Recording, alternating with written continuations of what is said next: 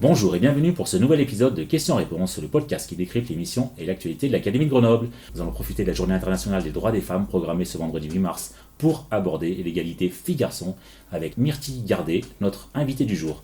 Myrtille Gardet qui porte la double casquette d'IA, IPR, physique-chimie et surtout référente académique à l'égalité filles-garçons. Bonjour Madame Gardet, merci de partager ce petit moment en notre compagnie. Référente académique égalité filles-garçons, en quoi consistent vos missions ? Alors mes missions, pour les décrire, on le comprend, l'objectif, on va dire général, c'est l'idée justement de s'affranchir des préjugés et des stéréotypes qui pèsent sur les jeunes filles et sur les jeunes garçons, et cela dès le plus jeune âge.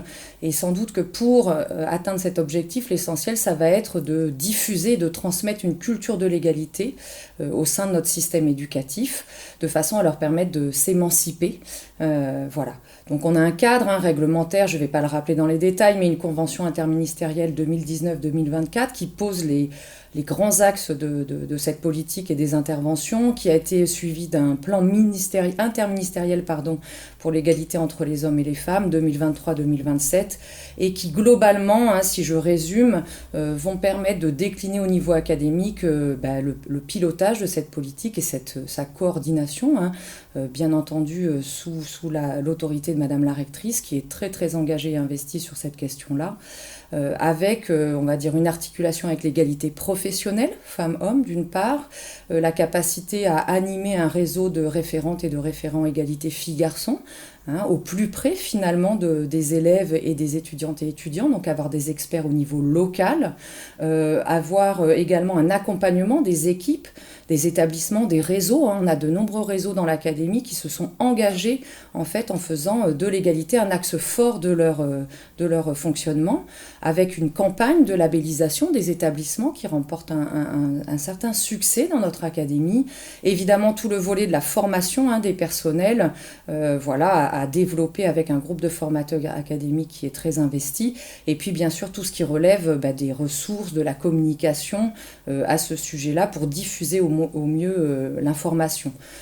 Dans le cadre des missions aussi, il y a un volant, on va dire, partenariat, c'est-à-dire comment est-ce qu'on s'insère dans un contexte local, départemental, académique, quelles ressources on peut mobiliser. Et finalement, ce que doivent, j'imagine, ressentir au quotidien nos élèves, puisque c'est le cœur de cible, c'est que on va essayer de travailler sur la question du climat scolaire. Donc là, on voit le lien très prégnant avec la question du harcèlement, qui est une question aussi très importante. La question de l'orientation, j'imagine qu'on aura le temps d'en discuter, mais on sait bien qu'il existe une forme d'orientation assez genrée selon les différentes filières qui jalonnent notre système éducatif. Et puis la question vraiment aussi de l'éducation sur les représentations stéréotypées qui jalonnent le quotidien et la société telle qu'on la connaît. Des missions qui sont très vastes, qui sont très précises, exactement. Quel constat tirez-vous, Madame Gardet, de l'égalité filles-garçons dans notre académie ? Alors le premier constat, je dirais que c'est une académie qui est très active sur la question. Comme je le disais tout à l'heure, on est effectivement très soutenu par Madame la rectrice à ce sujet-là, et notre dynamisme en tous les cas est tout à fait reconnu au niveau national. Alors bien sûr, il y a sans doute des indicateurs pour traiter de cela. Je vous parlais de la désignation des référentes et référentes égalité. On couvre plus de 90% des établissements, donc on a vraiment un vivier de personnes experts, engagés au plus près des élèves. Les campagnes de labellisation de ces 2 dernières années remportent un certain succès. 24 établissements engagés l'année dernière. Cette année, 33 établissements qui ont fait cette demande de labellisation. On a un groupe de formateurs académiques extrêmement important et dont on va devoir augmenter en fait le nombre, puisque on a des demandes de formation d'initiative territoriale de plus en plus nombreuses.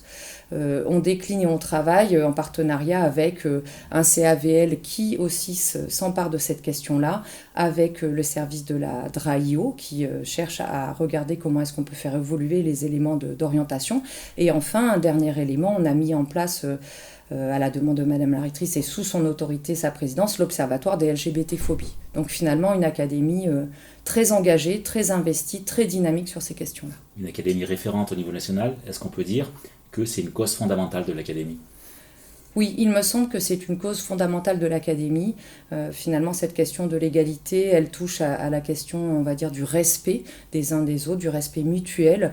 Et elle est, j'allais dire, finalement, l'un des piliers d'une éducation, on va dire, plus apaisée et sereine dans nos systèmes éducatifs.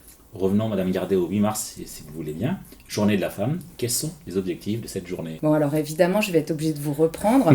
Voilà, vous l'avez bien compris, le 8 mars, de façon un peu raccourcie, on l'appelle la journée de la femme, ce qui laisserait possiblement sous-entendre que toutes les autres journées sont la journée de l'homme. Voilà, ce qui évidemment ne me paraît pas tout à fait juste.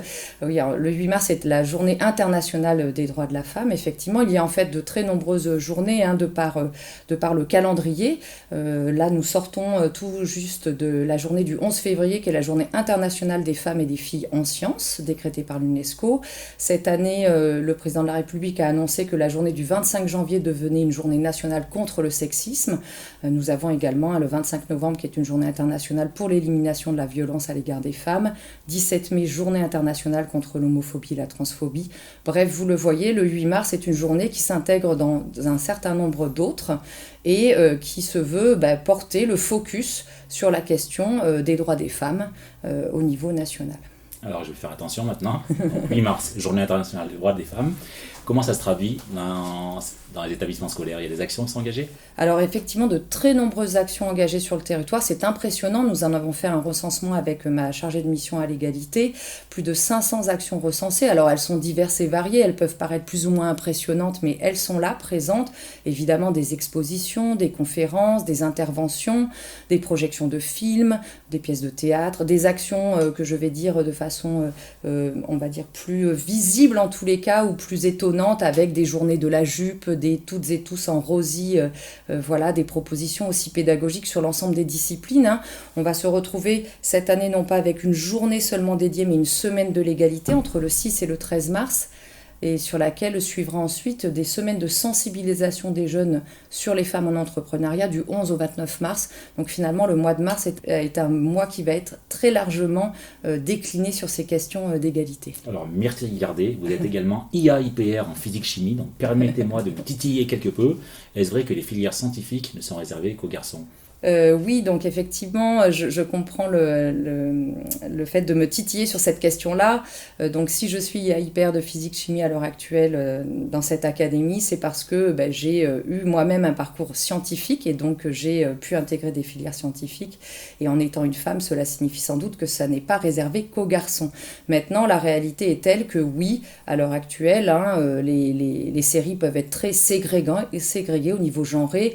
Je peux en citer une ou deux, en particulier en voie technologique. On se retrouve avec un nombre de jeunes filles en STI2D qui est de l'ordre de 8 à 10%. Si on va sur ST2S, donc plutôt sur le sanitaire et social, on a exactement l'opposé, moins de 10% de garçons. Et on retrouve, on va dire, ces éléments-là aussi en voie générale, puisque des enseignements de spécialité comme NSI ou sciences de l'ingénieur ne rassemblent que 10 à 15% de jeunes filles. Donc je comprends, vous pouvez me titiller et je travaille autant que je peux et avec ma casquette de référente académique et avec la casquette IAIPR de physique-chimie au fait de faire évoluer cette ségrégation genrée. Notamment en faisant évoluer les mentalités, l'estime de soi aussi peut-être ? Oui, je pense qu'il y a plusieurs niveaux sur lesquels il faut faire évoluer les choses. La question des stéréotypes a déjà été abordée. Donc voilà, il semble nécessaire de faire en sorte que les jeunes filles comme les jeunes garçons comprennent que toutes les séries et toutes les filières leur sont accessibles. On parle souvent des jeunes filles sur la question des filières scientifiques, mais on pourrait aussi traiter de celle des garçons sur justement les filières sanitaires, sociales ou dans les humanités. Donc faire en sorte de faire évoluer ces mentalités et de dépasser les stéréotypes du mieux qu'on le peut pour faire en sorte que chacun et chacune puisse, comme je le disais à un moment, s'émanciper et se sentir libre de ses choix. Il existe des actions qui incitent les jeunes filles à intégrer les filières scientifiques. On parle bientôt Parcoursup lors des choix. C'est peut-être le moment de les encourager. Effectivement, il existe de très très nombreuses actions. D'ailleurs, certaines sont au sein de notre système éducatif, d'autres sont dans des partenariats avec de très nombreuses actions sur la question, en particulier avec des femmes ambassadrices de sciences. On en retrouve un très grand nombre. On travaille beaucoup, nous, en particulier dans le programme du type Giant at School, sur cette question-là de façon systématique. On a aussi un travail assez poussé de marrainage avec, par exemple, l'entreprise Schneider Electric et bientôt EDF sur la région. Les dispositifs comme Scientifique Toi aussi avec le CEA s'engagent aussi dans cette dimension-là. J'invente demain également. Voilà, on a un très très grand nombre de possibilités et de témoignages au sein de nos établissements. Les enseignantes et enseignants s'en emparent de façon très très forte. On l'a vu très récemment sur la question dont je vous parlais, femmes et entrepreneuriat. L'association 100 000 entrepreneurs nous a indiqué que la région académique qui était la nôtre était l'une des plus actives et des plus demandeuses de déplacement de femmes en entrepreneuriat auprès des élèves de l'académie. Une bonne nouvelle. Une excellente nouvelle.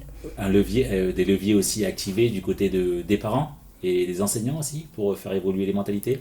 Oui, donc nous essayons, au-delà de diffuser cette culture de l'égalité et du respect mutuel auprès des élèves, bien sûr, de former les professionnels à l'éducation, de façon à ce qu'ils puissent, eux et elles aussi, promouvoir cette question de l'égalité.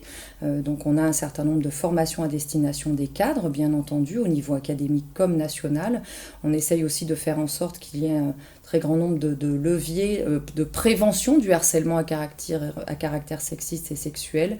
Voilà, on a ce label dont on a parlé, Égalité filles-garçons pour les établissements, qui permet quand même de valoriser ce qui est mis en place à tous les niveaux, puisque dans ces labellisations, il y a non seulement la dimension à destination des élèves, mais aussi la dimension du pilotage de l'établissement et de la formation des personnels, et puis du lien avec les parents et donc la communauté éducative. Peut-on espérer un jour voir la cause égalité filles-garçons abolie ? Alors on peut l'espérer effectivement, après le souhaiter, en faire un vœu pieux à exaucer, voilà, ça ne coûte pas grand-chose, il faut être honnête, mais effectivement, voilà, il est plus que souhaitable, et je reste quelqu'un de très optimiste, qu'on arrive à faire en sorte que cette question de l'égalité filles-garçons ne soit plus une question et que notre quotidien soit celui d'une société la plus égalitaire possible et du coup la plus pacifique, prospère et durable possible. Madame Gardet, l'entretien touche à sa fin. Si vous deviez résumer l'égalité filles-garçons en un seul mot. Oui, alors évidemment, comme j'ai pas envie de respecter les règles, j'aurais tendance à dire qu'on pourrait prendre 2 mots. Le premier, c'est pour reprendre la question juste précédente. Le premier mot qui m'est venu à l'esprit, c'est celui de l'avenir. C'est-à-dire que je me dis, bon, voilà, un seul mot, peut-être que l'avenir, c'est ça justement, cette égalité. Et puis, si on veut être un peu plus prosaïque, j'allais dire, je dirais que c'est l'inclusivité. L'inclusivité, c'est l'acte de promouvoir, de favoriser, de défendre l'intégration de chacune et de chacun sans discrimination. Je crois que ça résume bien cette question de l'égalité. Très bien. Dernière question, Madame Gardet. L'instant récré, la tradition du podcast. Quel a été votre meilleur souvenir à l'école ? Alors bon, d'abord des souvenirs et des bons souvenirs, j'en ai eu beaucoup. Voilà, l'instant récré, je ne sais pas si ça va être très récréatif ce que je vais vous proposer, mais tant pis, chacun et chacune est libre de dire ce qu'elle veut sur cette dernière question. De mon côté, je dirais que l'un de mes meilleurs souvenirs en tous les cas, c'est une rencontre. Je crois qu'on fait beaucoup de rencontres dans la vie et que c'est ce qui finalement jalonne nos parcours. Et c'est la rencontre avec une professeure de mathématiques, une femme donc, qui s'appelait Claire Échavidre, qui s'appelle toujours d'ailleurs, voilà, qui a été ma professeure de mathématiques en classe de seconde. Et je me dis que c'est l'un de mes meilleurs souvenirs, on va dire scolaires, donc voilà, parce que cette femme-là, pour une raison que j'ignore finalement, et donc j'arrive pas à mettre forcément les mots qu'il faudrait dessus, m'a vraiment en tous les cas permis de me dire que voilà, les mathématiques m'étaient accessibles. Elle m'a ouvert, je pense, des portes sans action particulière de sa part, mais sous le format sans doute de ce qu'on appelle parfois les rôles modèles. Et elle m'a permis de découvrir les mathématiques comme étant un plaisir partagé. J'ai vraiment découvert la beauté des mathématiques, on en parle parfois, l'abstraction, la capacité à pouvoir jouer avec et à se faire plaisir. Et ça reste un excellent souvenir, puisqu'ensuite il a quand même pas mal jalonné la suite de mon parcours. On terminera ce bel hommage.